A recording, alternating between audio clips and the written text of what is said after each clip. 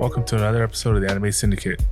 My name is Frank, and I'm joined here with Josh. Yo, what up? All right, so I know we promised that this episode would be talking about Jujutsu Kaisen, but we did kind of forget about another project that we did, that being Solo Leveling. So we decided to do that first before we jumped into JJK head first. Yeah. Probably a good idea. Yeah. And honestly, this is the first time we're doing an anime that we both saw relatively close to each other. Oh, true, yeah, because normally it's like I've watched it years after you watched it. And yeah. you watched it like right away. Yeah, that's true. Or recently, I should say. Yeah. All right, so before we get into that, if you like all of our stuff, you can follow us at Game Rage Magazine on Instagram and TikTok, at Game Rage Mag on Twitter/X. And you can go to GameRageMagazine.com where you can hear a multitude of all of our other podcasts that we have. All right. So, Solo Leveling. I know this is the Anime Syndicate, and this is technically not an anime, but it's still something that I would like to talk about on this. Okay. Being that this is, there's a name for it, because it's a Korean-based manga / there's a special name for it. Let me see if I can find it. Oh, so it's not like anime is not the right word? No. Well, yes, anime can mean animation, but we made the whole distinction that anime is the specific name for a Japanese animation. Right. Okay. For Japanese animation. So I'm assuming there's got to be another name for what would be Chinese animation, or like you said, Korean, or maybe even what other countries make anime or animation, I guess. Well, I guess America did with Ruby. I guess that's true. So then what's that called? It's still called a cartoon, yeah. That's weird. I guess people call it Hangukuyani. What does that mean? What's that translate to? Animation. Oh, just like straight animation. I guess so. And there's the one for the mangas too, but I think they just call it animated books, or not animated books, but like comic books. Oh, yeah. All right. Interesting. Mm-hmm. So this anime was 12 episodes. Season 1. Came out. If I remember correctly, it was made by a Japanese company, though. It's an anime. Well, I mean, it does say on Wikipedia here that it's an anime television series based on the South Korean web novel of the same name. A1 Pictures, which is a Japanese animation studio. So, I mean, the source material, while it's not Japanese, this is technically an anime because it was made by a Japanese company. So, technically, by that same logic, would the first season of what's it called? The Star Wars ones? Oh yeah, Visions. Yeah, the first season of it was all made by Japanese company. Yeah, that's anime. I feel like that's man. We should do an episode on those. Was it one of the guys wearing a shirt from the rock band one, remember? Mm-hmm. One with Jabba the Hutt. Oh, yeah. What was their name of the band? Ah, man, I don't remember because it's been so long. He had a shirt that had the name on it. Yeah. It looked like a legit rock band shirt. So yeah, that was pretty cool. Wait, hold on, your mic's not going. that. There it is. Okay. I had my hand covered. All Can you hear me now? Yeah, I can hear you. Oh, that was weird. What was I saying? This wasn't.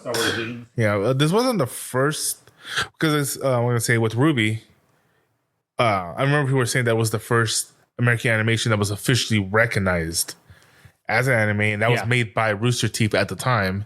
Right. So there was no Japanese hands in that, and it was considered an anime. I mean, I love anime and I loved Ruby, but I wouldn't consider Ruby an anime. Yeah, probably not. It does have anime tropes, but that's just good storytelling. True. It's American animation. Yeah. Americanation. What's the name of that one? Scott Pilgrim. Yeah. The guy who made that, the comic books, he did it as a manga. Huh. So, like, if you buy the books, they're even backwards. So you have to read it like a manga. Interesting. Yeah. Interesting. So, I guess let's just get into it then, right? So, before we do that, what were your overall thoughts? Oh, because this was the first thing I got you to watch as an Isekai before we started doing Overlord. That's true, but I like we had said, this is a as the name of the episode indicates, this is a reverse Isekai because the Isekai comes to us essentially. Well, that's what Gate was. Yeah, that's true. It's an Isekai in the sense that the majority of the show takes place in the other world. True. For this one, the majority of the show takes place in our world. I feel like Isekai is like you get transported there and then like you don't have a choice. Well, like, SAO, you can't come back. SAO is an Isekai, and that's not. Yeah, but in the first season, like you didn't have a choice. Like you couldn't leave until you completed whatever like objective. Okay, Dot Hack, which was one of the first Isekais, it was the same thing as SAO, but you could log in and log out. Yeah, but that's what I'm saying. I feel like Isekai is like you get transported there and like you can't just come back at will. You keep saying things like that. Like you keep trying to change the definition of an Isekai to make it fit so you can still say you hate Isekai. I do hate Isekai. But yet you like Overlord, you like Gate, you like Digimon, you like this. You're gonna like Slime. You have no choice about that. I don't know about that. We'll see. You have no choice about that. Why do I have no choice? Friendship. Oh, so you're saying we're done if I can't, if I don't like... It's legitimately my top 5 favorite animes. I literally binged the whole new season just so I can watch the new episode fresh. Oh, man. All right. Well, either way... Are you looking up the definition of an Isekai? Yeah, I am. I just want to be sure. And really, I guess we're both right because it's not... It's either you get reincarnated into another world, which that one you don't have a choice. Like, obviously, you can't go back and forth because you're reincarnated. One of the ones I'm watching right now, there's actually an ability where they're... Okay, so you know how every Isekai has to have the main character... And usually a bunch of girls fall in love with him. Like, yeah, harem is the wrong choice in this, but it's harem-esque. Yeah. In this one, the two girls one's a dragon, one's a huge spider demon. Okay. And they just found out that he could gain the ability to teleport himself back to his own world eventually. Uh-huh. But doing so could cause one of the worlds to be destroyed or something like that. Interesting. Yeah. All right, so in looking this up, I found another anime that I don't think either of us. I mean, you might have seen it, but I definitely have not seen this. Because I was about to bring one up, so maybe it's called Sorceress Stabber Orphan. No, and it was from May of 1994. Its original run was May of '94 to September of 2003 as a light novel, but it did get its own anime / I don't know what you want to call it. It was 1998. It got its own. Oh, it looks like they brought it back in 2020. But this was the... it looks like it was an original... Maybe this was the original like main Isekai. I don't know why I brought this up in here. It wouldn't be the first. I think the first official Isekai was Dot Hack. When was that created? Let's see. What was the first Isekai? Oh, here we go. Spirited Away. Really? 2001. Well, shit, this was before that. This was This was made in 98. This says 1983's Aura Battler Divine. It was made in 1983. Aura Battler Divine. Let's see. Here's this is others known as a reverse Isekai. Follow beings from a fantasy universe who have been transported to modern day Earth. Well, there's one I really liked. It was a light novel, I think, or a manga. Something overpowered uncle or something like that, where he got isekai'd into another world, and then he died in that world, got isekai'd back into ours, and like he had been gone for like 10 years. Oh wow! And so he comes back with the mindset of him being in the fantasy world, and he comes back with those powers too. Dang, that's crazy. So okay, really, it seems as though we weren't. I mean.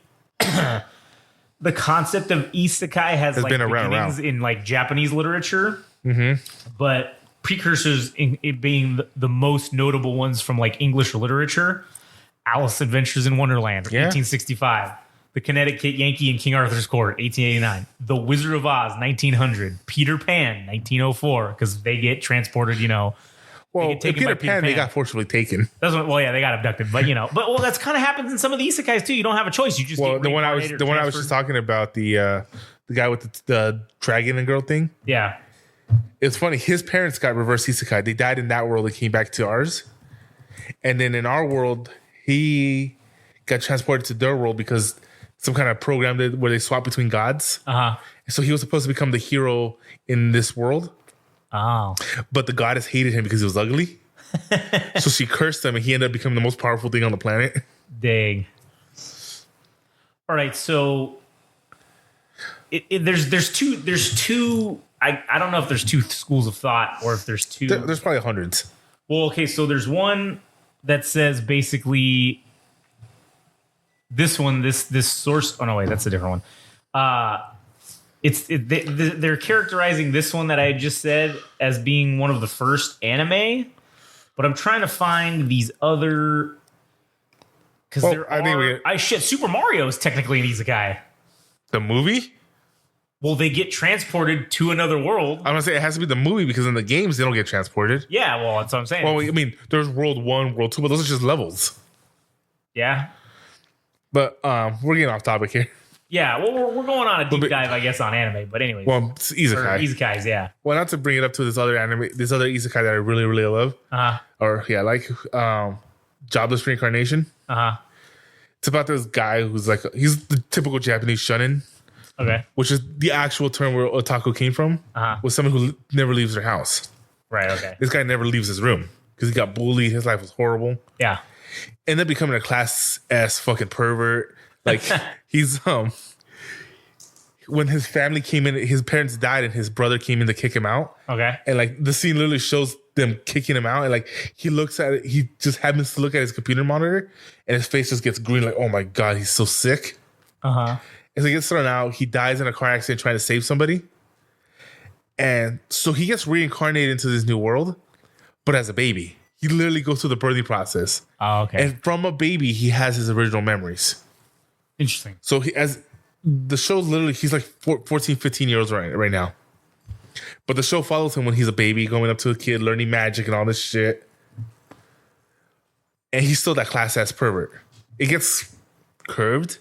But this kind of brings up the same problem I had with the other isekai, the one that you used to like, Shield Hero. Okay. Where Natalia is a child throughout the beginning of the season, but then becomes an adult-ish 18-year-old girl, but not because she aged to that, but because she got powerful enough, her body changed. Yeah, she leveled up, basically. But she still has that mind of the 14-year-old, the 12-year-old kid. Yeah. And then she's having the whole like romantic talks with the main character. And I'm like, that's a touchy subject for me. That still kind of falls under lowly for me. But with this one, this is at the point we are right now, this guy is 14 years old in this new world.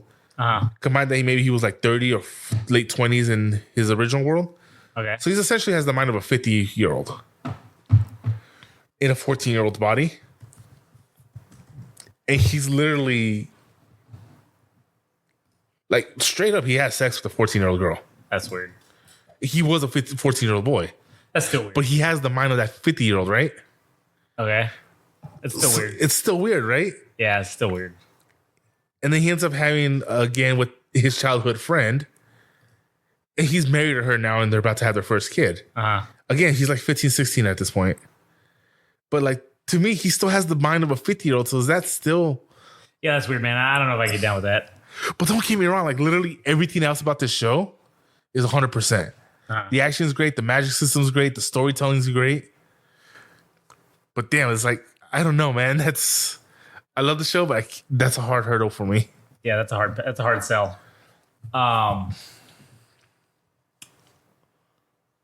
Anyway, I think there's an anime. I think we should watch this one, this Sorceress Stabber Orphan, and then potentially, let me see, the original 98 run had, God, it's a lot of episodes. It had like 50 episodes.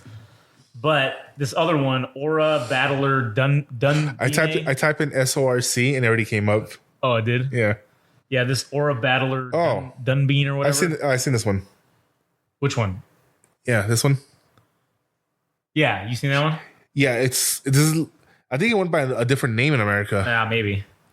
What about Aura Battler Dunbean, which is from 1983? Again, I type in Aura as the first thing that came up.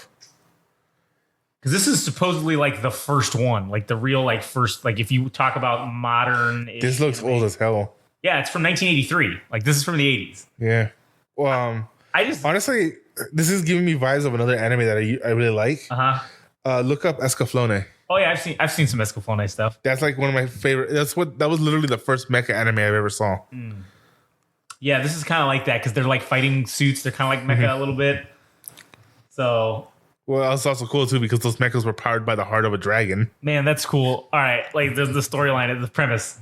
The story is set in Byston Well, a parallel world that resembles the countryside of medieval Europe with kingdoms ruled by monarchs and castles, armies of unicorn-riding cavalry armed with swords and crossbows, and little winged creatures called Ferrarios, flying about offering help or hindrance depending on their mood. The main draw to the series were the insect-like aura battlers used by the population of the Byston Well to fight their wars. They're fighting suits that are powered by a powerful energy called aura or life energy. Certain people are strong enough with the energy to act as power supplies to these mecha, making them aura warriors. So, interesting.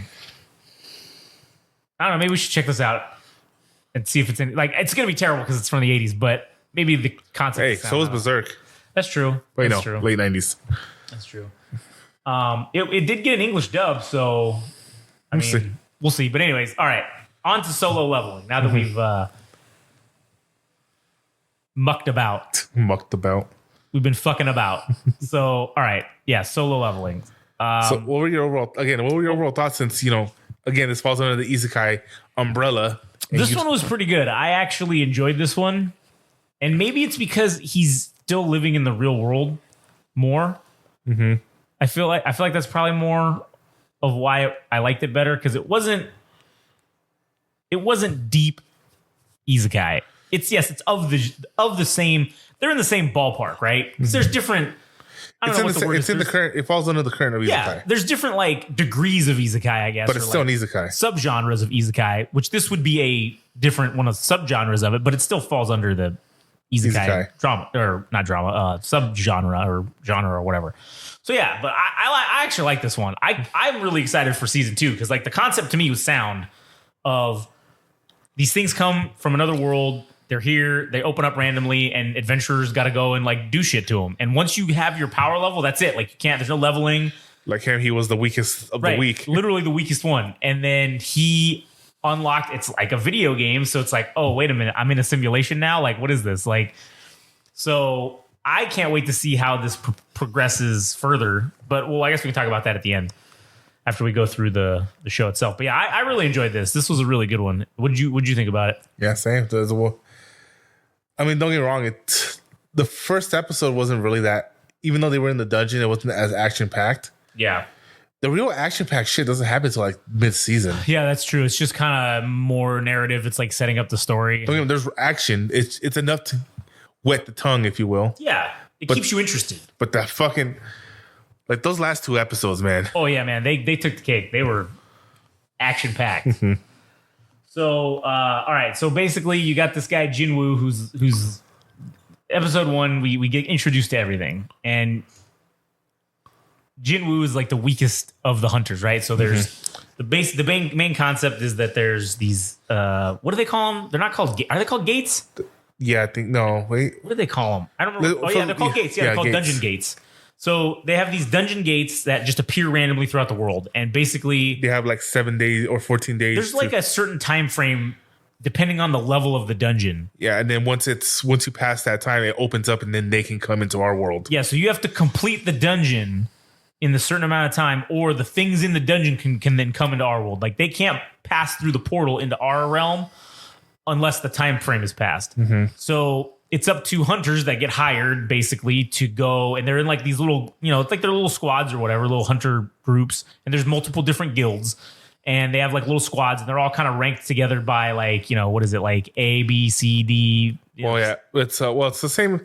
The whole Japanese ranking system, like I don't know how low. I think D was or C or D was the lowest. Yeah, D was the lowest, or maybe there was even E. I think he was in E class. Yeah, so E, so it goes E, D, F. Wait. No. Yeah. No. F. So E would be the lowest. E, and then D, and then C, B, and A. And then S. Yeah, S is like the top. For some reason, the S is like the highest in Japanese, like hierarchy, I guess. Like super class, I guess. I don't know what that means, but then that's by English terms. True. Maybe that's the influence we've had. We did drop 2 nukes on them. That's true. So Yeah. So anyway, so there's these classes. Well, so. But then again, this isn't a Japanese thing. It's a Korean thing. That's true. So, I mean, that's kind of a video game thing too. All the RPGs, it's like your whatever class is like, or if you do rankings and you fight or whatever, you get like A through F, and then S is like the top tier, you know. But that comes from JRPGs though. Right, that's what I'm saying. So like maybe that's what they're, because this is kind of like a game basically that is somehow this is in simulation. I don't know.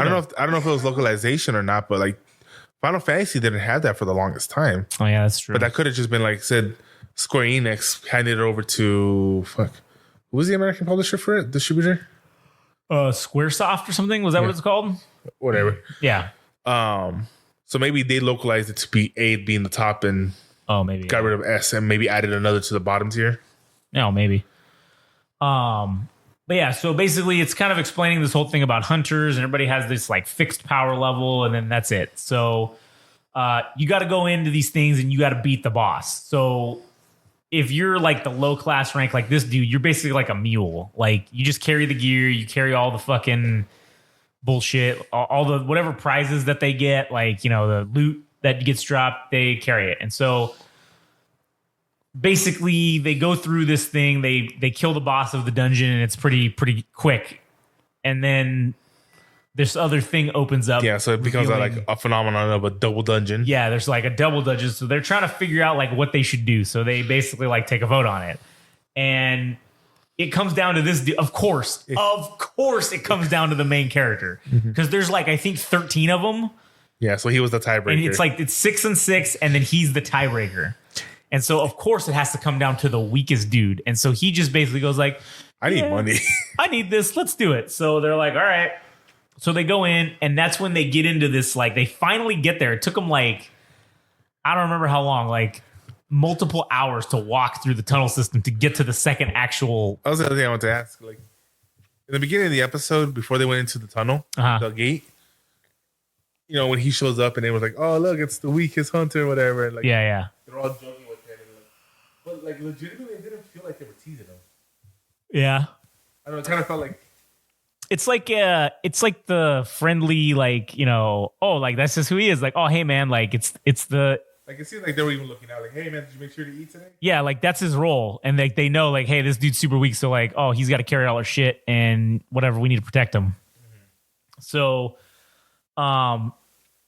basically, they find this room and it's got all these giant like statues and all this shit in it, right? And there's this big giant, I don't know, like demon king or something. Fucking creepiest smile. Oh yeah, just sitting in this giant throne. What does it smile after the activation? Oh yeah, that's true. So basically, there's these like angel statues or whatever, and the one has these like commandments on it, basically. And so he's the first one that figures out, because this. Oh yeah, that's true. He is the only one that figures out that they got to follow these commandments to survive. It's like instructions for surviving the dungeon. Which should have been a hard stretch. In reality, if you think about it, if you read up a tube saying, "Hey, pay tribute to God, sing His praises, whatever." Yeah, that's weird. Oh, these statues of God are coming to life. I should probably do what the stone told me to do. Yeah, I should probably do this or whatever. Nobody. I guess I don't know. It's kind of like this is one anime. It's called Psychopaths? Oh yeah, you told me about that one. It's a society where like crime rate is damn near zero. And like because they have this sensor stuff. It's able to analyze your brain. Yeah, your thing's not going. Hit it. Like tap it. There you go. All right. Yeah, you're good. Keep talking. So society is there's these sensors. Is it still doing it? Yeah, it's. Well, let me disconnect it and reconnect it. All right. Now plug it back in. All right. Testing 1 2. I'm hearing something. Yeah, you're good. All right. I think the headphones are playing or something because I can hear a feedback. Yeah, no, the headphones are on. So yeah, I was saying because I can hear a feedback. Yeah. All right. Good? I think it's just the cables. I ordered new cables, so they were pretty cheap. So hopefully that fixes this problem. Because I don't think it's the microphones. Because it does. Hopefully we won't be having this problem for much longer, right? That's true. Because we'll just be using the other things. But anyways, all right, go ahead. But anyway, in this society, they have sensors and stuff. Where in Psychopaths, it determines if you're going to do a criminal act. It determines if you have a psychic or not psychic. the ability to turn evil, to start killing people, to start doing these crimes. There's a level for it. I forgot. I think it was called a psycho level or whatever. And once you pass a certain threshold, the cops come and arrest you and take you to a special facility and eliminate you from society. And so the crime rate is damn near zero. And there's this group of people that develop a special ability where the sensors can't read them. Oh. So they're like psychos. Yeah. There's the psychopaths. Oh, okay. They can be as psychotic as they want. Nothing can. They can't do because the specialized cops are meant to hunt these people down. Is that fire alarm again? What is that? Hold on. Remember, we've been having man, that whatever that was that drove by, like, must have really rattled the car. So anyway, so they have the ability not to be sensed, and the cops that are designed to hunt these people, it's so fucked up because the more you think like a criminal, the higher your level goes. Oh. Because you're starting to think like them, act like them. So being a detective is a very dangerous job. Because eventually you're gonna because you have to think like them to hunt them down. Yeah. And so that's what happens. And once you pass that certain level, you're a criminal. Okay. And so what they do is they let the criminals have these specialized guns. These things are fucking cool. And like it reads your level. He's only 30% stunned. So at 30, 40%, you can be rehabilitated. Yeah, yeah. He's over 50%. Switch to kill mode. There's no saving this fucker. Damn.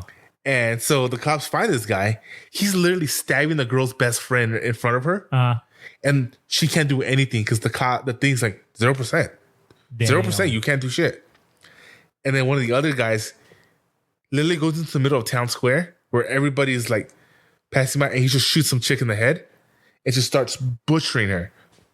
And literally everybody's like, this is unusual, man. There's just no reaction because that's the way the society is now. That crime is so low. It's like, the fuck is this? Like, wow. It was like an oddity. Yeah. And this has something to do with what we were talking about for solo leveling. I lost it. What were we talking about? We were talking about the throne room that they were in, and then no, that's right. So I was thinking like, has critical thinking left them because all they know is levels. That's true. Is that why they weren't able to make such simple connections between the puzzle and the rules? But he was, because he's so weak that he has to be smart enough to survive.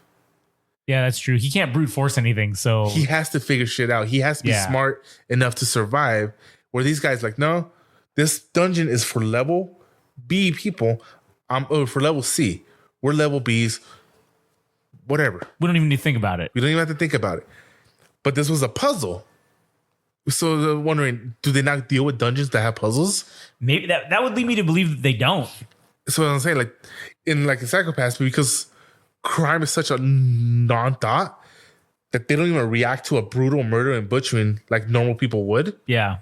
Is it this way where they couldn't react to normal rules because they don't have to worry about thinking about that? Very well could be. And the only reason he was is because, I have to take all information and do what I can to survive with it. Yeah, because there is no other option for me. I have to outsmart things in order to stay alive, basically. And it's not that he's smarter than the other hunters. Is that he has he has to look at it from a completely different lens. Yeah.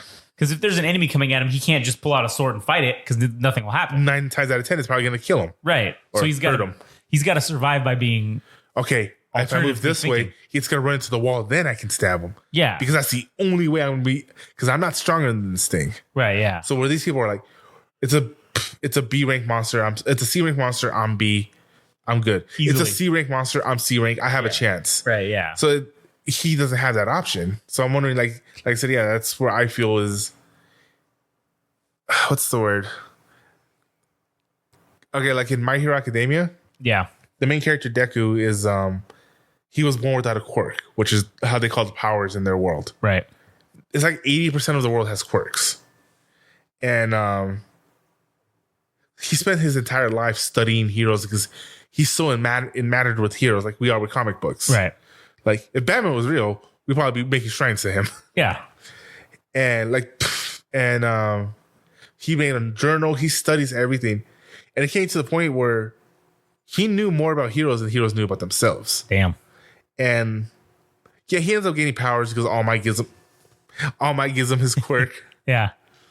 And I thought I don't know. I thought it was a cop out because I think it would have been great to see him become the world's greatest hero with no powers, like Batman. Yeah. But whatever. The show that is great. But he can't control his power. So every time he uses All Might's power, say to throw a punch, shatters all the bones in his arms and muscles get teared up. Yeah. So he can't control it. So he ends up not using it a lot in the beginning.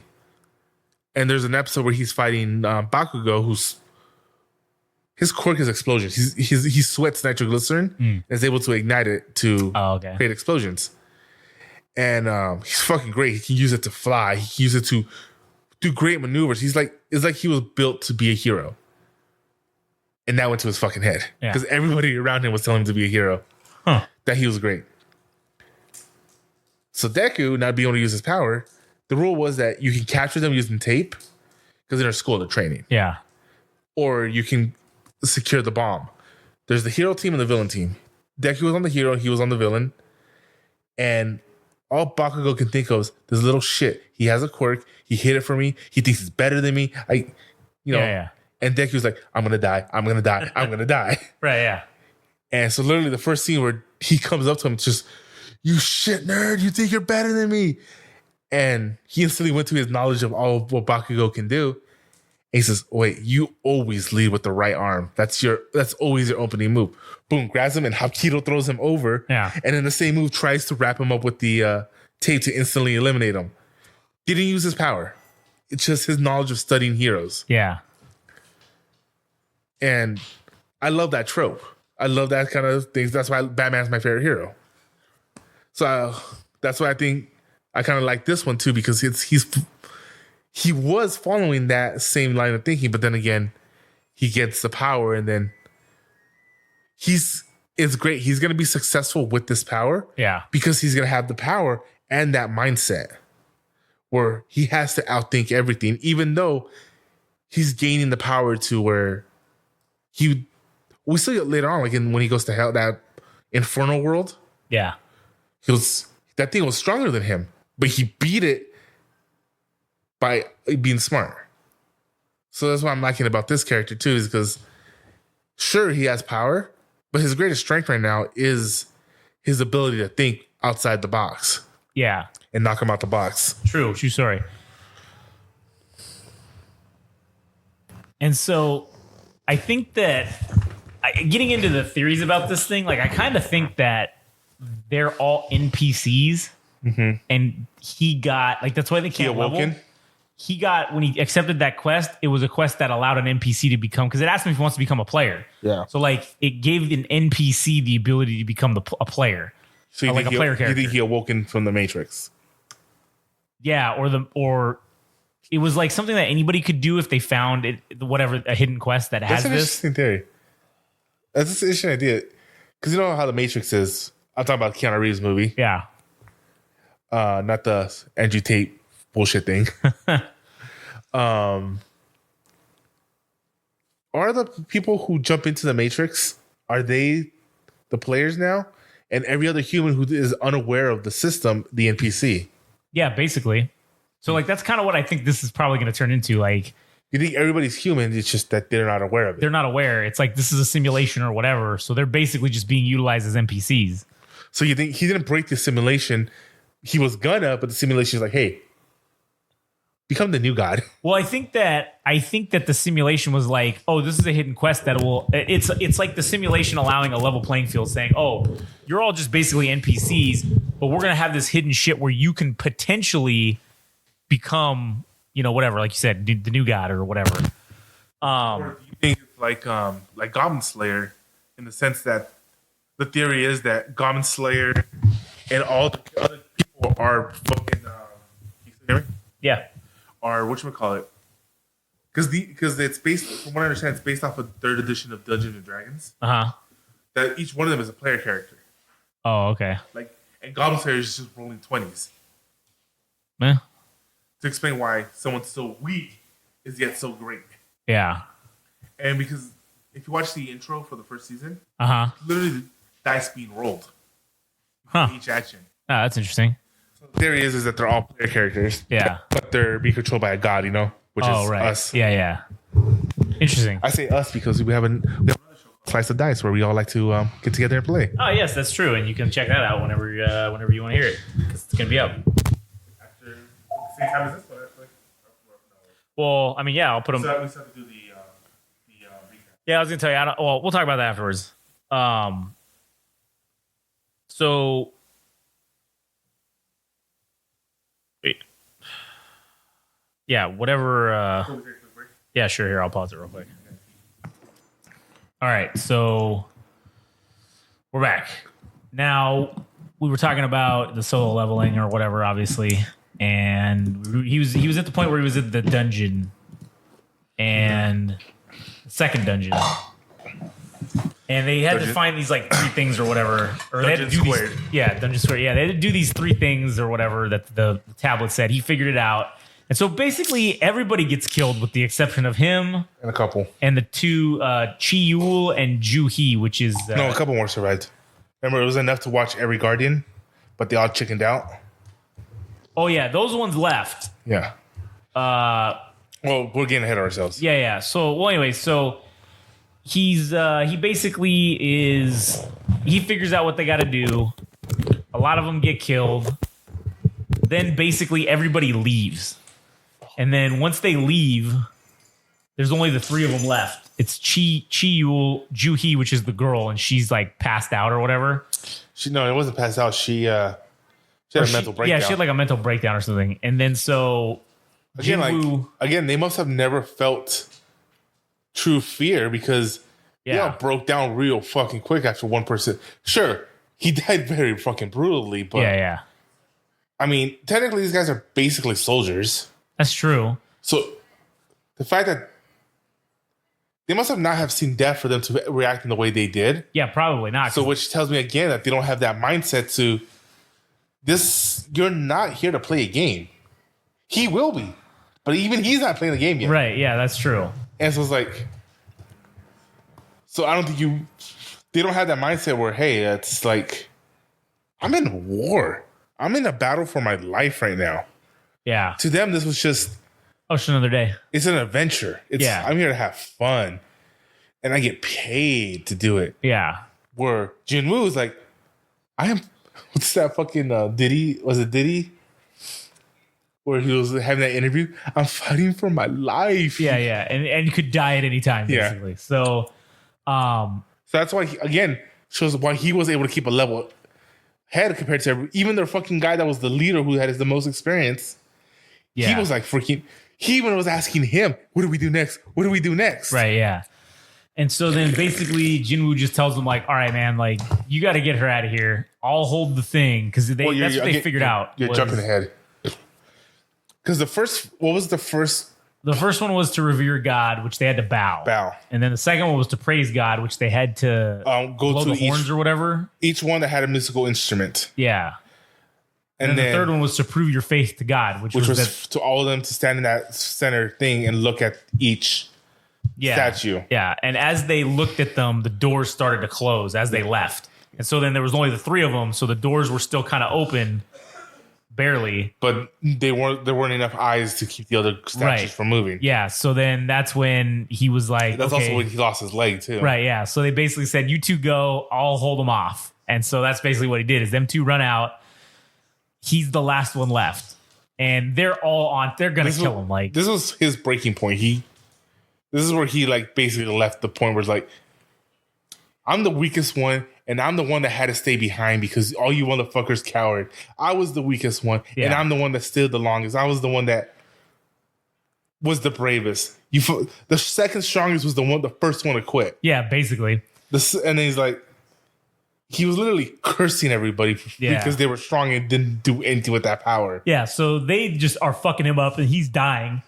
And so right when he's about to die, he gets this message that says that he's completed a hidden quest and he's now allowed to become a player if he accepts the offer. And he's like, what the fuck? Yes. Like, it's like, you're going to die. And it gives him like a little thing. It's like, oh, you need to decide in like 10 seconds or whatever. And it also said, oh, if you decline, you're going to die. Right. Yeah. So he's like, oh, fuck it. He just clicks yes. And then that's like where that episode ends, number 2. So then in episode 3, he wakes up being asleep for 3 days and he thinks, man, maybe I just fucking dreamt all this shit. Like, there's no way. So then they send out some hunters from some investigators from the Hunters Association, and they say, no, man, like that shit was real, bro. Juhi is basically traumatized, and Chi Yul is he retired because he lost an arm. Well, he didn't retire though. Yeah, well, he said he was going to retire. It was looking like that, yeah. Right, yeah. And so they said they were trying to get him to say that he experienced the rare second awakening, which implies that this is something they know about or something that has happened before, obviously, right? Is that a player or that someone can increase their abilities. So they do the test on him, and he still shows as an E-ranked fucking guy or whatever. If anything, it shows him weaker. It shows him weaker, yeah. And so they're like, man, this is a waste of time. Like, fuck this dude. So then... Wait, did we come up with the name for the first episode? Of what? Slice of Dice. I don't think so. Or did we? Because it has a name, and like... What is it? They See Me Rolling. Oh, yeah, that was because we rolled for that one. I just threw that. I don't remember coming up with that. I don't know if we did or not either, but that's just what I might have just done that. Like, when I named it. I got no complaints. They see me rolling. Yeah, I got no complaints. That's a good one. All right. That's a pretty good one, right? All right. Anyway, so then, he basically goes up and it says, hey, the message popped up and says, like, hey, by the way, you need to hit these daily goals or else you'll have a penalty. Basically, it was One Punch Man. Yeah, you had to run like... 1.2 You had to do 100 push-ups, 100 sit-ups, and then like... 10 kilometers. Like 10 kilometers, some shit like that. I don't know, some kind of common number. Yeah. So then he Wait, what was it? What is it in freedom units? I don't know. I think it's like hold on, let's 8 see. Mile. Solo leveling. What was it called? Daily what? It's like his daily goals. It's like daily fitness goals or something. Let's see. It's damn it. Whatever. 10 kilometers. All right. So yeah, what is that in? 10 kilometers to America, to freedom.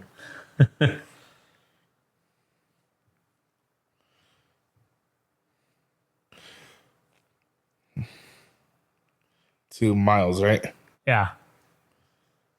It's 6.2 miles. Okay, so he's got to run 6.2 miles. This is all lesser than what Saitama did. Well, no, he did 100 push-ups, 100 sit-ups, 100 squats, and ran 10 kilometers. Yeah, I think this is the exact same thing. Yeah, so then once he does all that, or he fucks off the first day because he's like, whatever. And he didn't know the repercussions and stuff. He didn't know he would be transported to Dune. Yeah, basically he gets transported to Dune, and those dussies get him. They go after him, and he basically has to run for like 12 it's like 12 hours or something like that. And he's just like, holy shit. And so then the countdown timer finally reaches 0 in the Dune Dussy fucking universe world, and he gets transported back to his bed. And he's like, with some sand, so you know it was real. So he knows it was real. And he's like, oh, fuck this. Fuck that noise. And then literally the next day, that's like the first thing he does. Like, dude, I'm a fucking fat ass. I'm not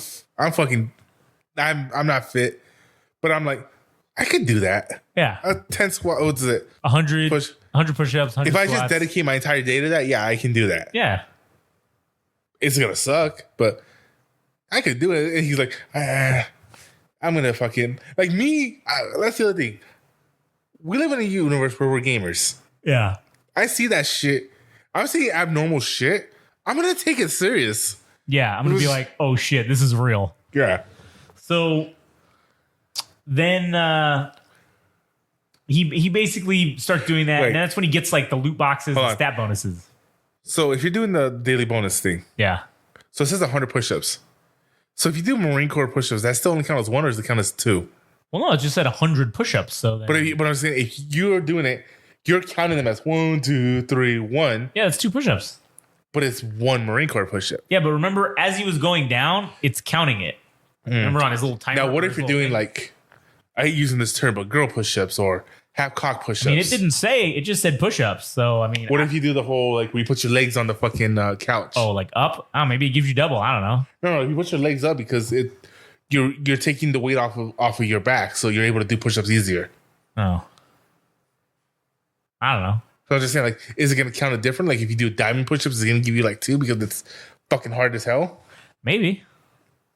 That's a good question. Now, if you did 5 kilometers, but with weights?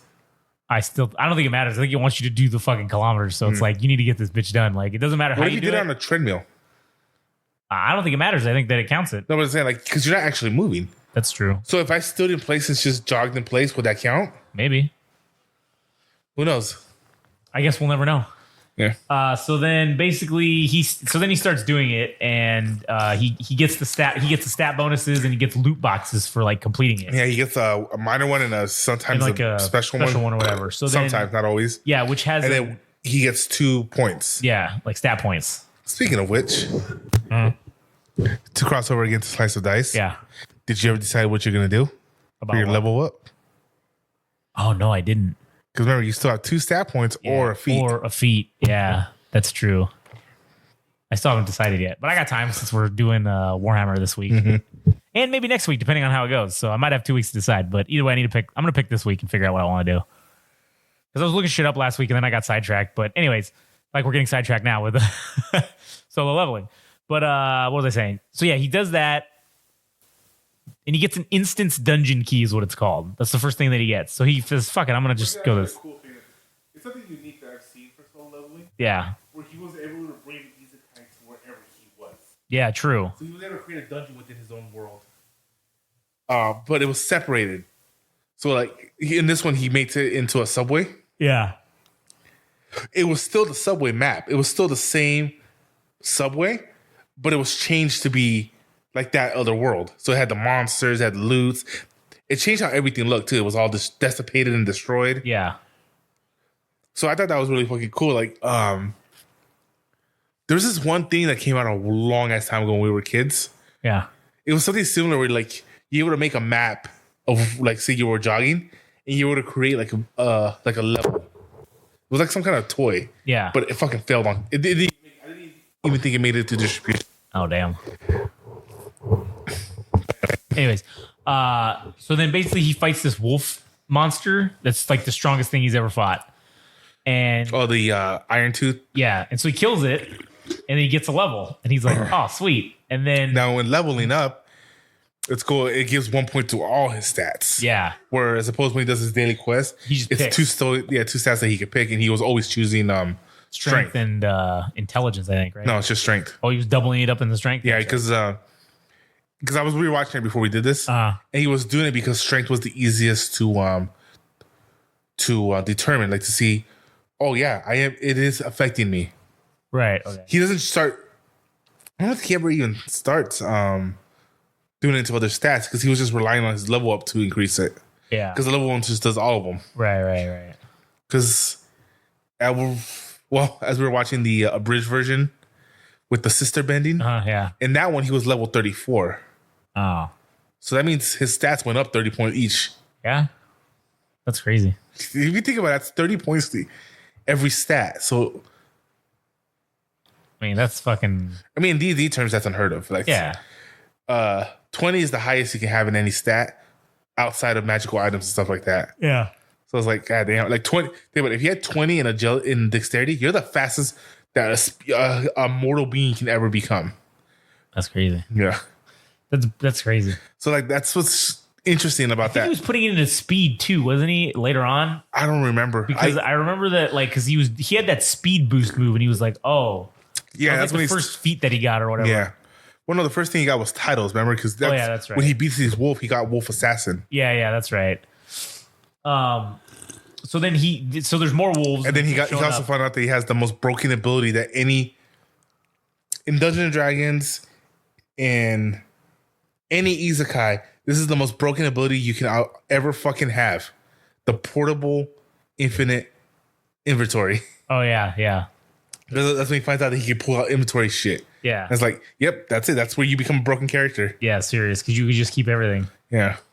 So then he's in there doing that. He's defeating the boss or whatever. And then outside the dungeon, or outside that instance, there's a dungeon break, which is when the dungeon that doesn't get cleared properly and the monsters can come out. So there's some golem that comes into the real world. I think the way it is that when a dungeon break happens, the boss comes out for the dungeon. Yeah. And then if the boss doesn't get defeated, then that's when all the ads can come out too. Right, yeah. So then all of these other hunters show up. It was mixed match because they couldn't get parties. They just Hey, it was just whoever was available. Yeah, it was like whoever's closest. Not only just available, who was willing to come out to do it. Well, and close too, because they needed to be there obviously in a quickness. But that's the thing too. Like we also saw that everybody was talking about, oh my god, this thing's in the middle of the road. Can the hunters take care of it already? Yeah, that shit had been there for so long, and nobody even tried to clear it. Yeah, and it's just trying to show you, like, again, it's that fucking mindset.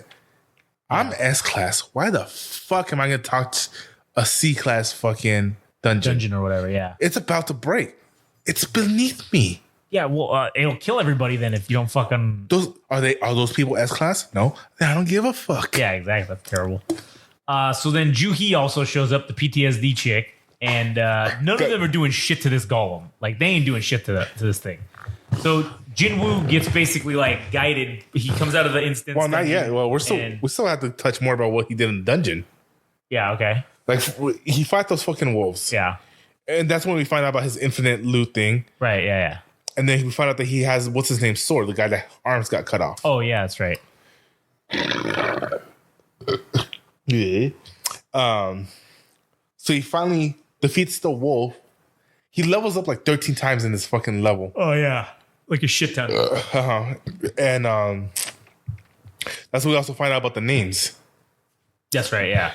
If the color of the name, if it's red, it's beyond your level. Right. If it's orange, you're at or near its level. If it's green, you're above its level. Right. So the wolves were red. They started off red, yeah. And then once we saw later on, they were green. Yeah. Because he surpassed them as he leveled up. Right. And then he goes down and I know it's just a fucking snake, but the fucking design of that snake was fucking cool. Oh, yeah, it was pretty cool. For that fucking boss. Yeah. And again, he was strong. He was not as strong as the snake. Right. It was obviously strong because he had the red tag. Yeah. He was thinking about battle. He was being smart about it. Those two things, kept him alive, but it didn't give him the edge. Right. It was his fucking raw anger and determination combined. Those three things combined allowed him to beat a creature far beyond his level, far beyond his capabilities. Yeah, true. Which is something that's always fucking been true in video games. Like, right.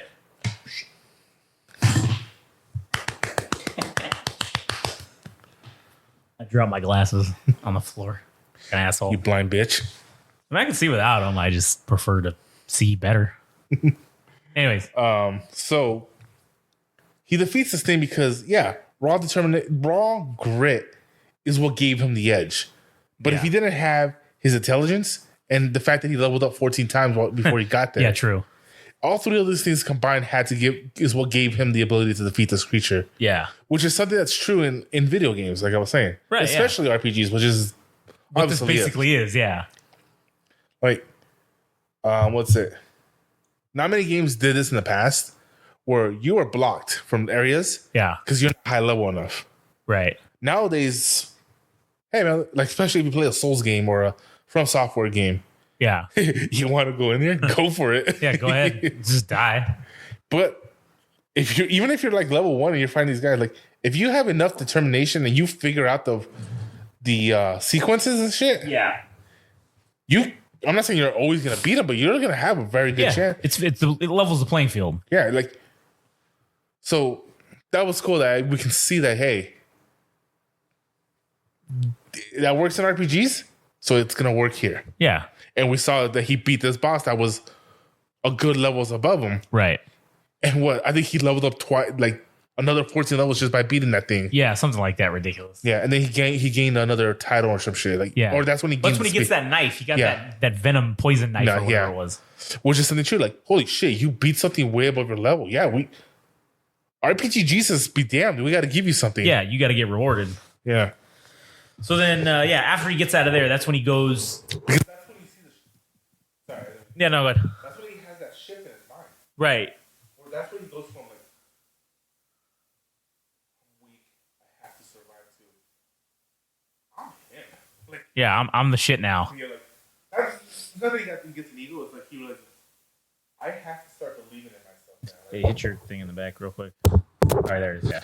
I have to start believing in myself because No one else fucking does. Yeah, so I gotta fucking do it. And at this point, he beats this thing like, yeah, I gotta be able to do it.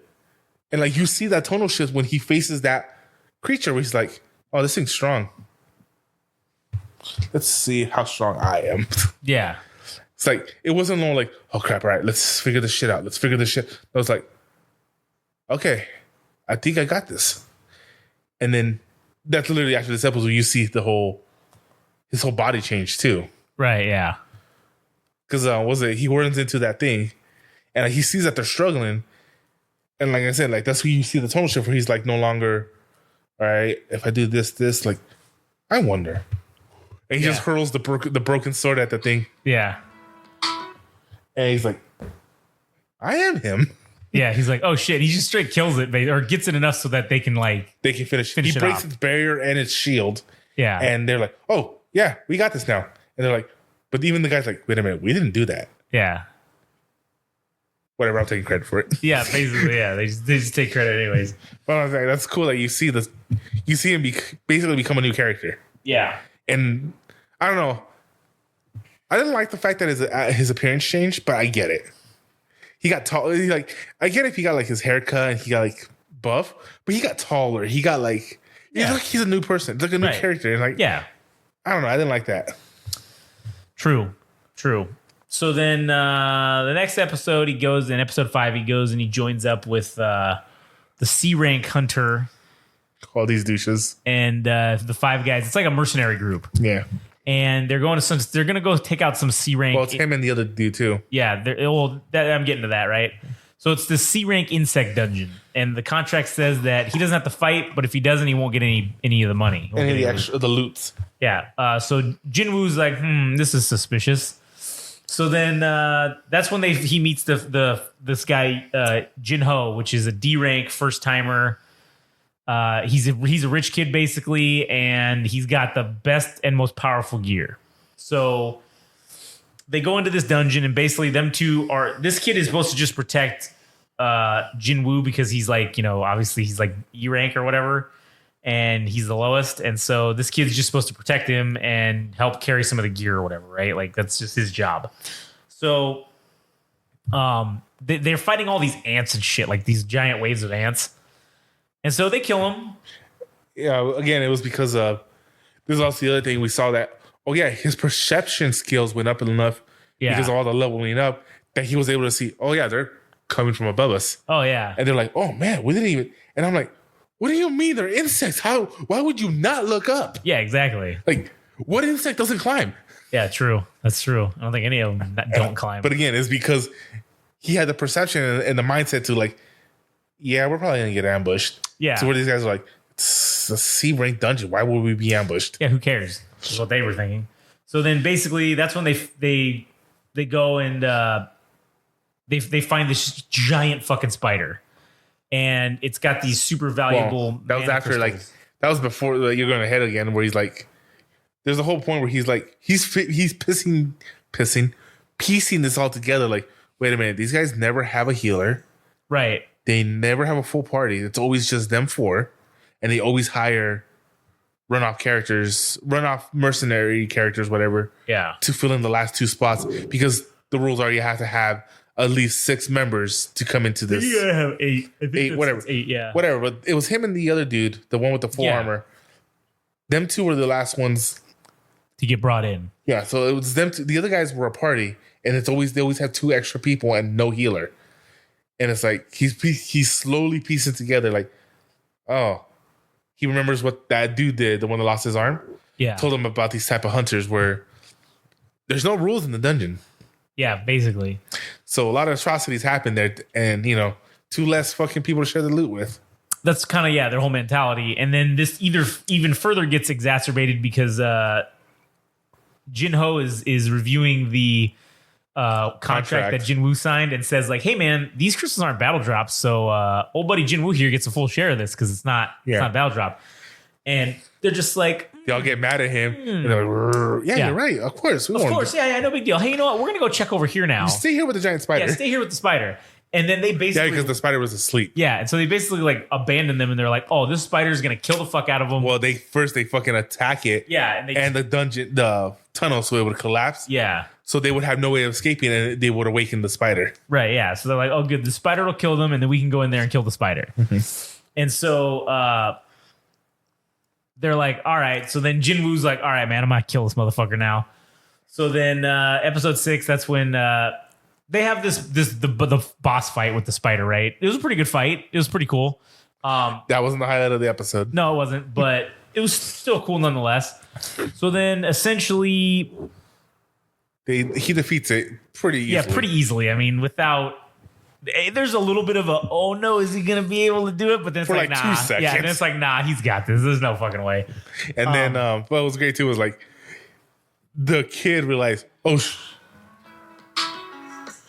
shit, he's one of those guys that hide their level. Yeah, like he's probably S rank, and he's just, fuck, I'm a witness to this. Oh yeah, boss, I'll do whatever you want, boss. Yeah, like, yeah. He thought he was that, but like, yeah, that was funny. Yeah. So then essentially, Jinho is they're trying to coerce Jinho into killing Jinwoo, but Jinho tells him to fuck off. So now Jinwoo gets a new quest, which is to kill the whole group, or else he's gonna die. Yep. And so then that's when he just fucking massacres them, like destroys them. I mean, without even it's with like no effort whatsoever, basically. Yeah, it's with basically like no effort whatsoever. But dude, it wasn't just no effort; it was fucking brutal. Yeah, it was. Okay, why the fuck would you go up to somebody you've already confirmed to them that you're gonna kill, that you want them dead, you've already tried to kill them, and you're gonna walk up to them and be all buddy, put your arm around their shoulder and be like, hey man, so look at it from our perspective. Yeah. Just fucking slices his neck open, just I'm like, fucking cool, but what the fuck were you thinking? Yeah, idiot. That's what he was thinking. So he kills all these dudes. And they're like, and then Jinho, he's like, all right, Jinho, listen, bitch. We're just going to tell them that they all got killed by the dungeon monster. All right. Like, and that we survived because of you. Yeah. We're just going to tell him you did this. And he's like, oh, yeah, all right. For sure, player. Like, whatever you got, boss. Yeah. Whatever you say, boss. So then that's. Oh, no. And then when we get into the episode 7, right? To touch on the thing at the end was funny was because, again, people's fucking concept of how this world works now. Yeah. They didn't even begin to second question him because he changed the narrative enough to where it's like, oh yeah, those guys got killed, but they were able to damage the spider enough for us to finish it off. Yeah. Oh, that makes sense because he has all this fancy armor and you're just a weak. You probably got in his way. Right. Yeah. Basically, everybody buys it. Yeah. So then, but then that's also when we find out about the dude's brother.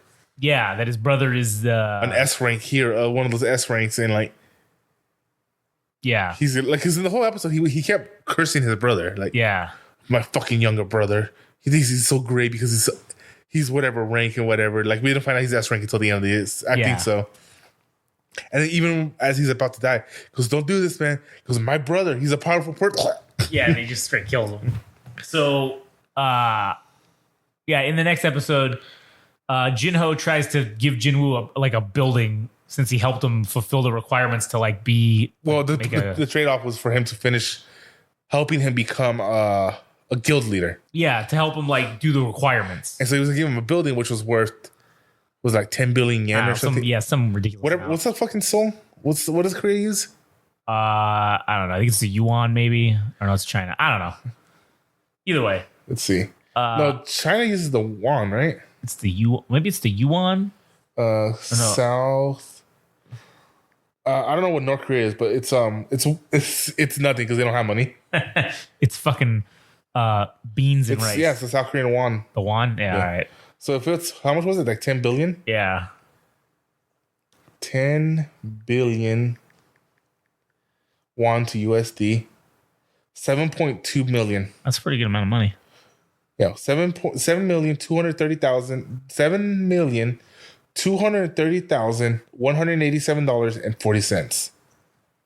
That's crazy. Fuck. What's the rate then? Oh, who knows? 1 won, 72 cents. No, 0.00072. cents to 1 won. Which one? Anyways. Well, we're going to do about Hello Boss. Oh, I don't know. Figure it out, I guess. Figure it out. I'll fuck with the internet first and then let's finish recording. Okay, maybe that's why your internet goes out because you keep fucking it. Maybe. I don't know, man. It's just so attractive. I can't not fuck it, all right? It just wears that. It wears those clothes and I can't help myself. What clothes? Exactly. Thanks. See what I did there? Anyways,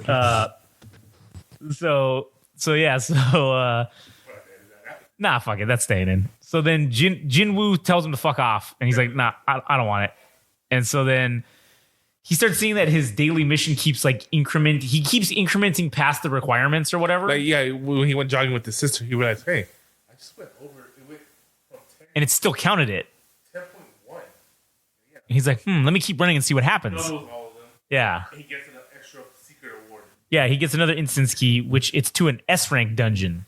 And it's a special potion that can heal any illness. And he's like, I can use it to kill my mom, bro. Yeah, we find out about the mom and all that shit. Now she's like basically in a coma.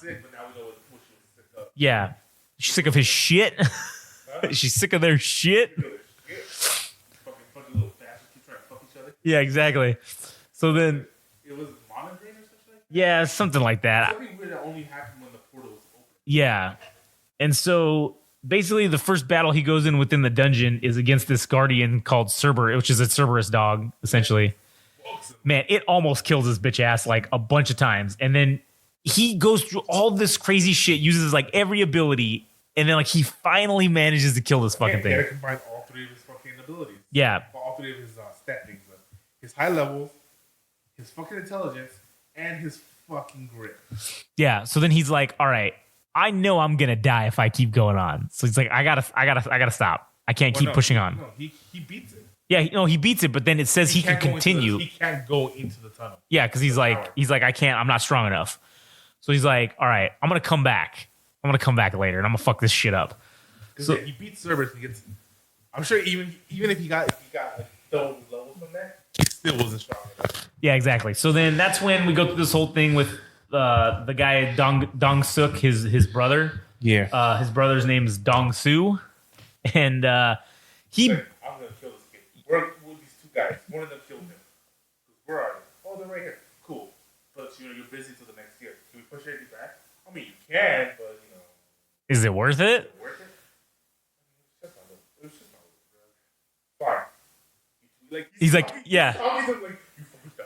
Yeah, he's like, in 1 year. He's like, in 1 year, I'm gonna kill you assholes. When my schedule is finally free, I'm gonna kill you guys. I was like, oh, they try to make it seem like a very intimidating moment. Yeah. The most funniest thing ever. He's like, you killed my brother. Oh, hey, click your thing. Is it this thing? It's maybe all right. Yeah, let it hang and see what happens. Maybe that'll help. All right, go ahead. Yeah, it's good now. Yeah, all right. But it's like, okay, in a year. Just the fact that he was talking to them in this, like they were there, was funny. That was pretty hilarious. So then, that's when we get to episode 7.5 is basically just a recap of the first 7 episodes. That pissed me off. I don't even know why. It's a mini series. It was only 12 episodes. It didn't need a recap episode. Yeah, that was kind of dumb. But you know what it reminded me of? The Clerks, the animated series. Yeah. Remember the second episode was a recap episode. Yeah. It is funny though that I will give them the credit. At least they fucking named it. They called it 7.5. Yeah, 7.1 or something like that. It wasn't a full-fledged episode.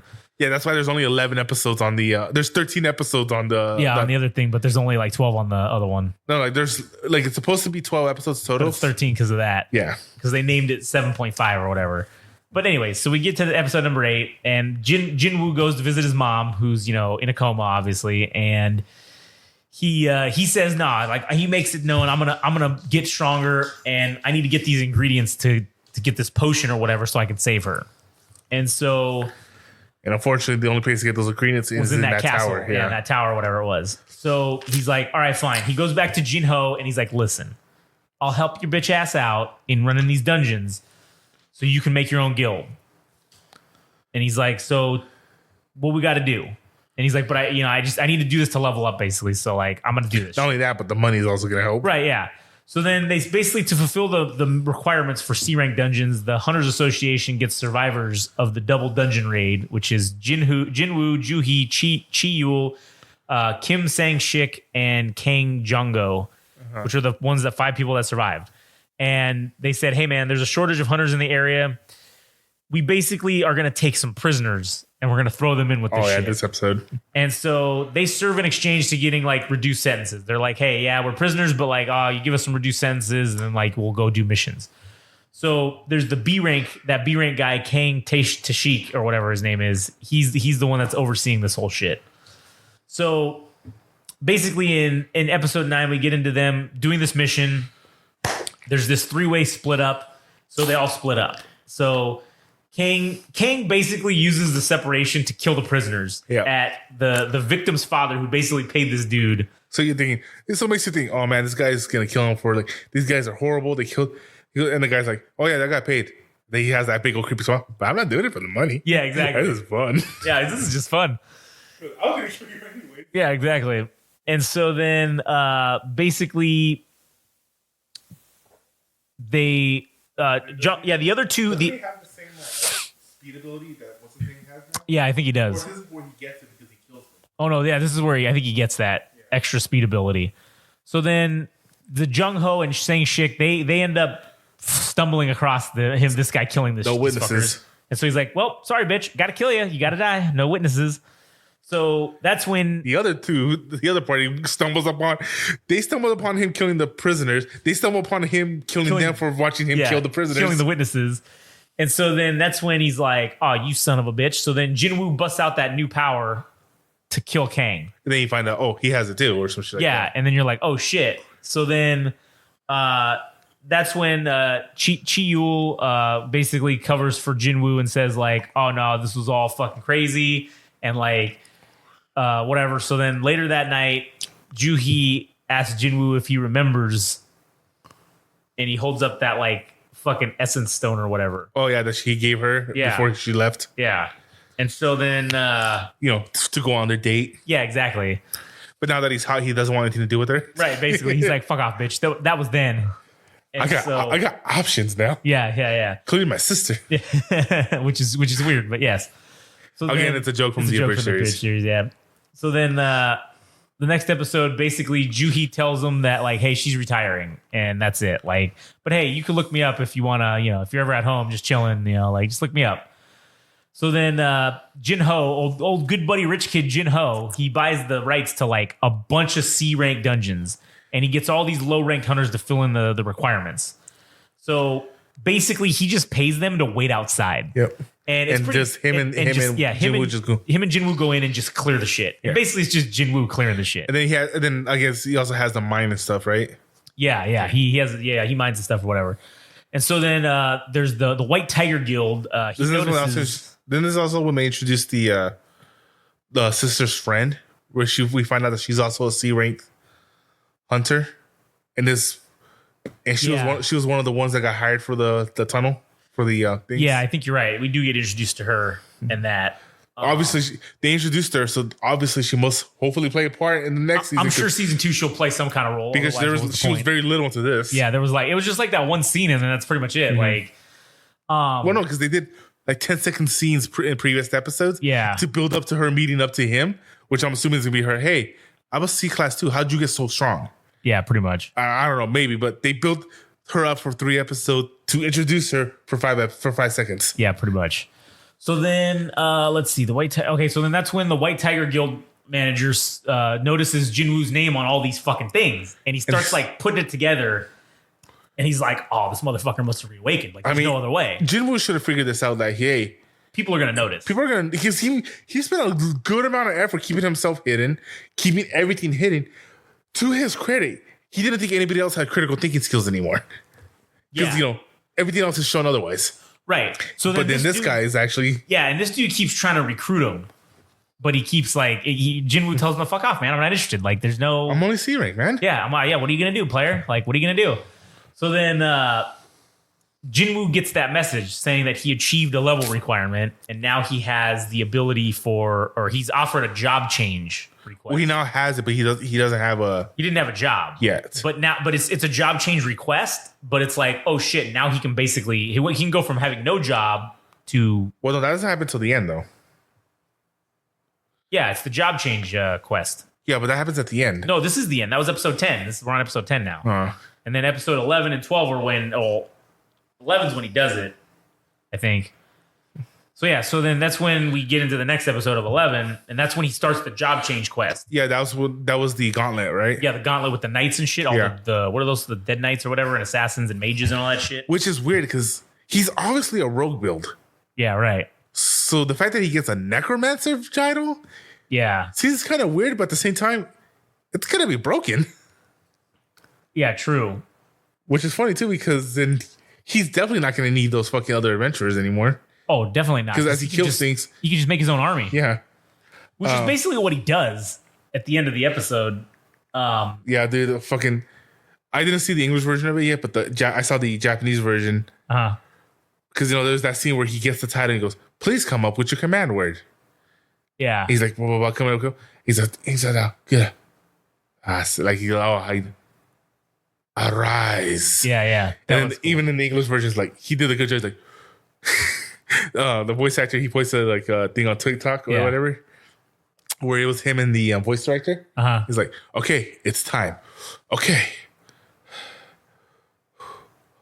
arise." He goes, no, England, and like it's just him purposely fucking shit up. Yeah, and then like he just arise, like he finally says it right, and he's like a Stephen, like, oh my, and the girl like, oh my god, that's it, you did it, we're done. But it's like, yeah.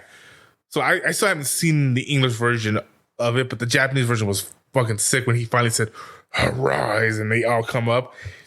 But we're getting ahead of ourselves. Yeah. So because he's going through this gauntlet where only is he sorry, let me cut you. Yeah, no, go ahead. Where not only is he fighting nonstop, creatures are getting stronger and stronger. His magic items, his potions to heal aren't working. Yeah. His potions the only thing that was gonna save him, he didn't even know if it was gonna work, was he never accepted the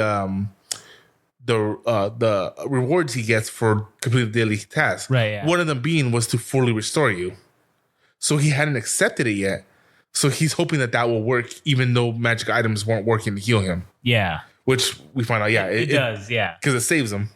Right. And so then he ends up fighting the Blood Red Knight Commander. Fuck this fucking battle scene. This fight scene was so fucking good. Yeah, I mean, he fucking like this thing was just as powerful as him, if not more powerful than Jinwoo. It has to be stronger because his thing was red, if I remember correctly. Yeah.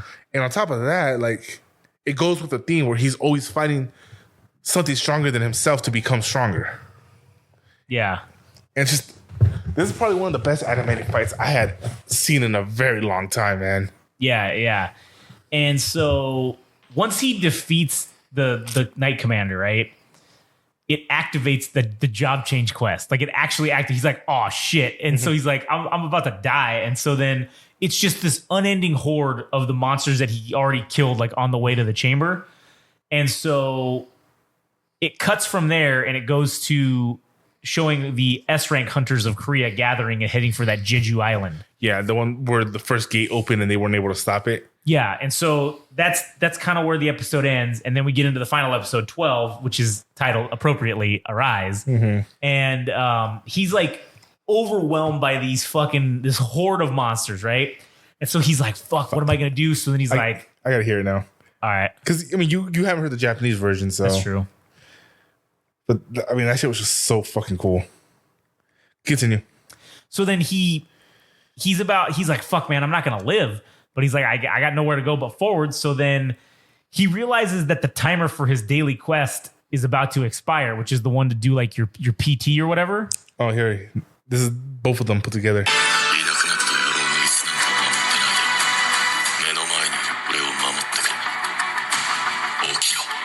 Okiro.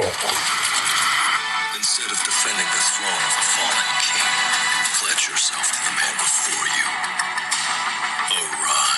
Arise. Yeah, it's pretty good. English one was better. Yeah, I think it was. Akio.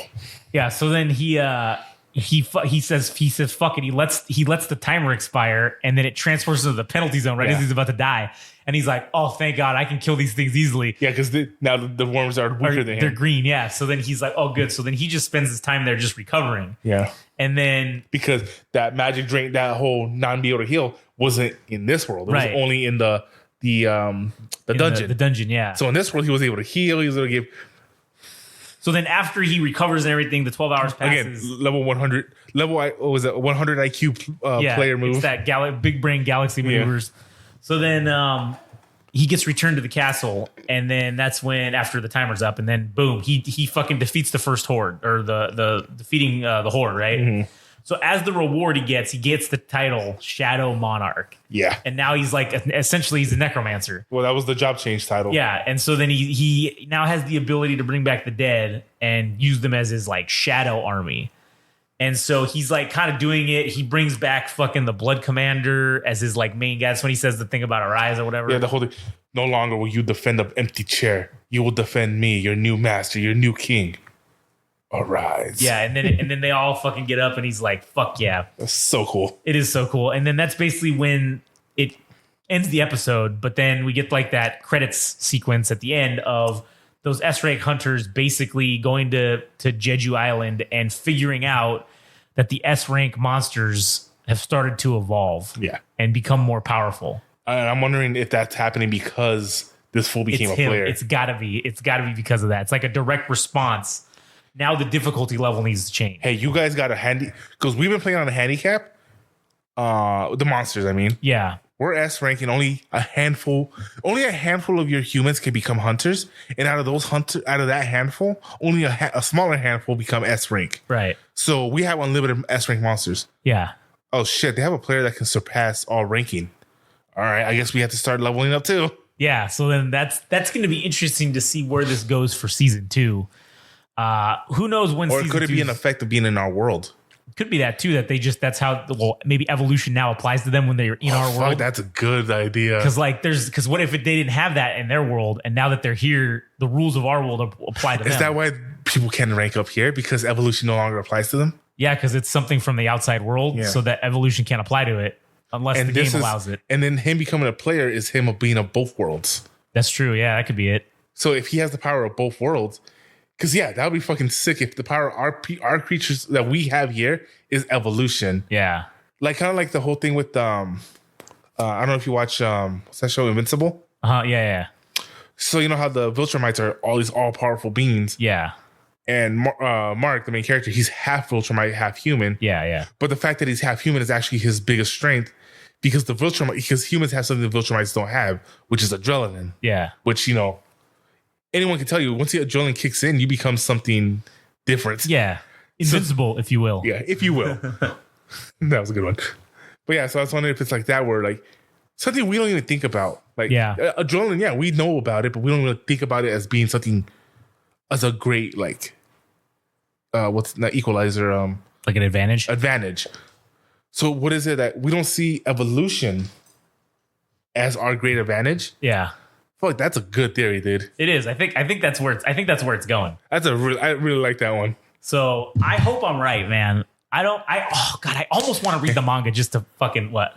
I'm saying that's the clip. Oh, what, at an hour and you coming up with this theory? 22. All right. I'll figure out the exact time and then tell Adam to But yeah, I think I feel like that's the theory, man. That's got to be it. I hope so. Because so either they evolved because they're in our world now and they have evolution, or they're evolving because of Jinwoo. Right, yeah. It could be. It could be a direct response, or it just could be, now they can do it because they're in our world. They're in our world. So because that's the only gate that's been open and not been closed, right? Right, if I remember correctly? Yeah. And they're stuck on that island because they can't get off of it. Until they evolve. To get off of it, which is probably what's going to happen. Right? It's kind of like that scene from, was it Jurassic Park? Where they're leaving didn't they do it in both movies where they're leaving the island, both in 1 and 3, and the fucking pterodactyls are flying near them? Right, yeah. It's like, like, what was that stupid line? Oh, I dare them to go to New York. What the fuck's New York gonna do? Yeah, serious. I don't know why, but it reminded me of the habitual line crosser. Every time he plays the S-22, I am the scariest fucking thing to ever fly since the Cretaceous period. I mean, that's true. Yeah. Go check out CUP. Yeah, it's Central Intelligence Podcast. Our other podcast, if you want to hear about that. One of our many others. Anyways, yeah, I almost want to read the manga because I want to know. I think this one's it's a light novel. Or whatever it is. Well, that's the thing I was going to tell you. In the near future, not this week, maybe next paycheck, maybe. Because I'm getting that new Samsung tablet. Oh yeah. Because I found this whole thing about the whole manga reader I like to use. So, because I'm not gonna watch the Boruto anime, I've already made that decision. Okay. Because it's like 80 to 95% filler. Oh, that sucks. But what's his name? I forget his name. They have the Otaku podcast or the Anime Nerd podcast. I forget what it is. It's like the second most popular anime podcast. He keeps talking about how good the manga is. And I think it's right behind JJK in sales. If don't quote me on that because I'm not 100% sure. Yeah. So I've come to the decision that I'm going to start reading the manga because that's how I finished Naruto. I started as an anime, but it got to the point where it caught up, and I'm like, I need more. I'm at I was at where you're at right now. Yeah. And I picked up the manga. I started going through the Manga Panda. Right. Yeah. Rip. I started going through the Manga Panda, and that's how I fucking finished it. Actually, no, I couldn't finish on Manga Panda because literally when Naruto ended, every free manga site that had that you can read the manga, fucking crashed. They fucking crashed Reddit. Damn. I had to go on Imager, and someone had uploaded it. I had to find a backdoor way to fucking finish reading Naruto because all the sites crashed. Yeah. Just to show how fucking great a phenomenon Naruto was. No other manga has done that. But anime has, which was One Piece. When Luffy went Gear 5, they crashed the Crunchyroll servers. Goddamn. They crashed the Reddit ones. And YouTube, YouTube doesn't allow that shit. So it was on YouTube at the time. Or obviously now. But I'm just saying, and then of course Bleach didn't break any servers, but it broke the news when they finally came back. True. So it just shows the power that the big three have. That's true. And I mean, don't get me wrong, I fucking love JJK. I know you're gonna love it. Yeah. But people calling it the big three killer is the dumbest thing I ever fucking heard. Yeah. What Tracy said it best. There's no next big three. There's no new big three.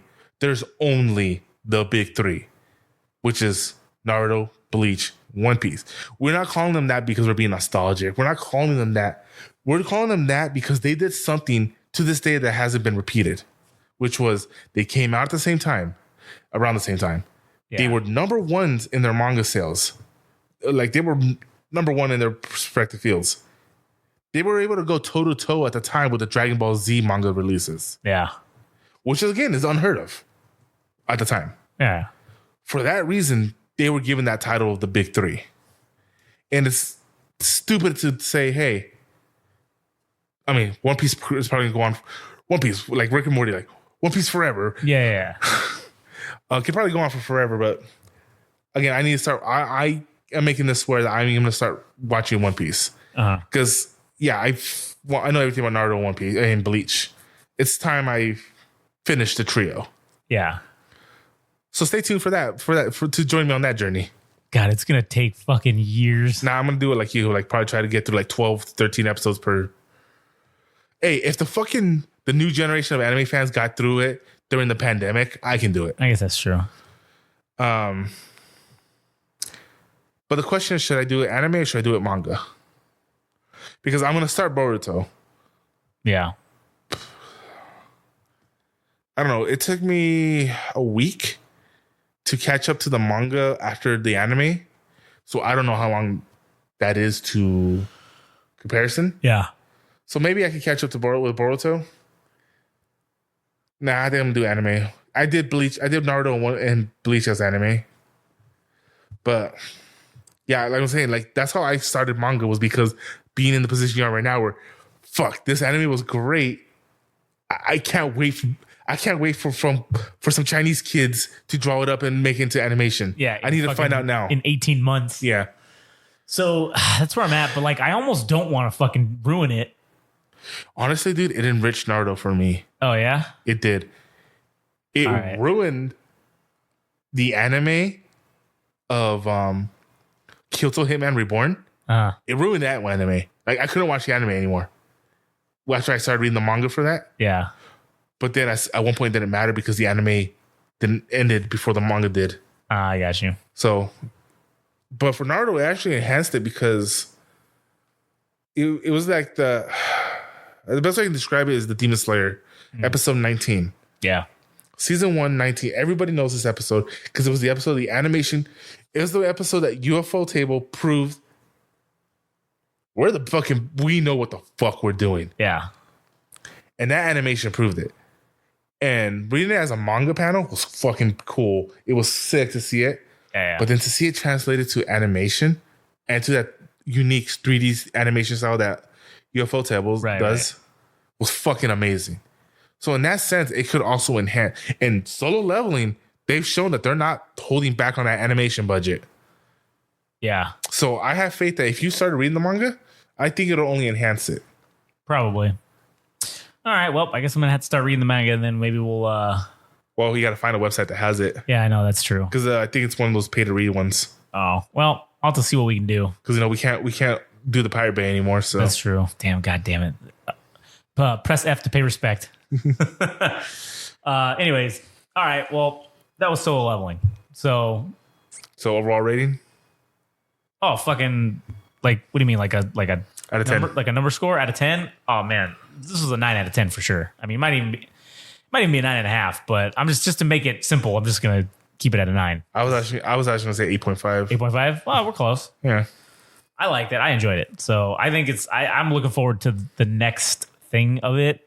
And like I said, I'm going to read the manga. Since we did, I forgot to ask you last one. What was your ranking overall for Overlord? Overall, seasons 1 to 4? Because I know number 1, you gave it a 9.5 like me. Yeah. Or you gave it a 9. I think I gave it a 9, yeah. Number 2, you gave it a 9. Yeah, I gave it a 9. You gave it like an 8. I think I gave it an 8, yeah. And then season 3, I don't think you gave it a rating. I don't think I did either. Season 3 was... that one was lower. That was like a 7.5 because that was like all the preamble to get to season 4. I would have given it an 8 on that one, yeah. Yeah, and I think season 4, I think I'd go back and give that one a 9. I gave that one a 9.5. Yeah, so I think that was much better. So that's where I'm at. Cool. All right, so this night for real. Next episode, I have a little special episode I want to do, and after that, Josh is gonna start his journey on JJK. JK. All right, then. So, send us off, Josh. All right. So, thank you guys for listening to this. Man, this was a long one, hour and a half, hour and 32 minutes. Really? Yeah. Didn't feel like it. We didn't even go this hard on Overlord. Nah, man. I don't know. It's shit. Is this our longest episode? Oh, no. Our longest episode was like 2.5 hours of this. Which one was that? Fuck. I don't know. One of them beforehand. It was like one of the early ones. It was like 2. It was definitely at least 2 hours or thereabouts. I think it was 2.5 or close to that. I can go back and maybe look. I don't know. I'll look it up. Don't worry. But anyways, so yeah, this will be the end of the episode. So thank you guys for listening. You can check us out at Game Rage Magazine on Instagram and TikTok. And then you can check us out at Game Rage Mag on Twitter/X. If you love our podcast, if you love listening to us talk about anime and you like other topics that are not anime, we have like 15 different fucking podcasts at this point. And we have a whole network of podcasts that are all generally niche specific. So, we have the anime one, we have a music podcast, we have which is All Gas, No Trash. We have a, what is it? We have a geopolitics, central intelligence. We have a regular, like just exclusive to America politics, no party preference. We have our newly to be coming soon, tabletop gaming podcast, which is where we play D&D and 40K and pretty much anything that's a tabletop. We're gonna play on there. Uno, bitch. Yeah, there will be an Uno episode, I think, at some point. There's definitely going to be a card against humanity once we get enough people. Oh yeah, for sure. Once we get like more than just we can have Katie on that one because she like loves playing that game. Fuck yeah, it'll be 4 of us. That's good. Her, Ruben, maybe Ethan. Oh yeah, and then to be continued. We'll see. But anyways, check out Slice of Dice. That's going to be coming out soon if you want to hear that kind of stuff. And again, go to GameRageMagazine.com. We have all the fucking podcasts on there. They're everywhere. So you can check it out. They're on every streaming service as well. So if whatever your streaming services of choice, it's likely on there. Anyways, with that, thank you guys for listening. And, well, we'll catch you on the next one.